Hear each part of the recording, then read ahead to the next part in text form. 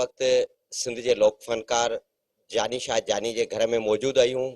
जानी शाह जानी ठटे ज़िले के निड़े शहर वर सां ताल्लुक़ रखे थो। ही फनकार जो सो सिंध जो मशहूर फनकार रहा है। केसीटी दौर में हिन आइडियो गीत सवन के तइदाद में सिंध के माण्हुनि खे ॾिना। अॼु पाण जेको आहे उहो गुर्दनि जी बीमारी में मुब्तला है, मुफ़लसी वाली ज़िंदगी गुज़ारे रहियो आहे। पूरी सिंध जो फनकार आहियां, पर हिन वक्त गुर्दनि जे तकलीफ़ में तमाम मजबूर आहियां।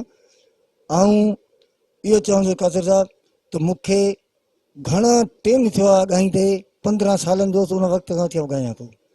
हिन वक्त तकलीफ़ में आहियां। तो तकलीफ़ खां पोइ मूं काफ़ी अर्ज़ु कयो आहे सकावत खाते वारा ॿुधूं पिया त सकावत खातो आहे सिंध जो, पर असांजी सार कंहिं बि न लथी आहे। पीपल पार्टीअ सां मुंहिंजो पाण तलक आहे। मुंहिंजो बाबा भी पीपल पार्टी में हो, आऊं बि आहियां ऐं रहंदुसि। पर आऊं इहो अर्ज़ु करियां थो पीपल पार्टी वारनि बि मुंहिंजी अञा सार कंहिं बि न लथी आहे। साईं खुदारा हिन वक्त तकलीफ़ में आहियां। मूं पंहिंजे घर जा क़ीमती टपड़ भी खपाए पाण ते ख़र्च करे छॾिया। बेसा बेयारो मददगार पियो आहियां। मुंहिंजी सार कंहिं बि न। सिंध के लोक फनकार जानली शाह जानी सां ॻाल्हि ॿोल कई, जंहिंजो चवणु आहे त हू सिंध जो फनकार आहे ऐं उन सां गॾु हू सैयद घराणे सां वास्तो रखे थो।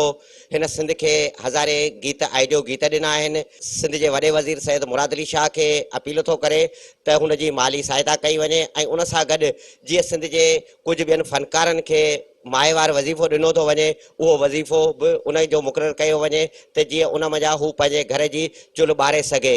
कैमरामैन सारंग चांडियो सां गॾु कासिर चांडियो, सिंध टीवी न्यूज़, घोड़ाबारी।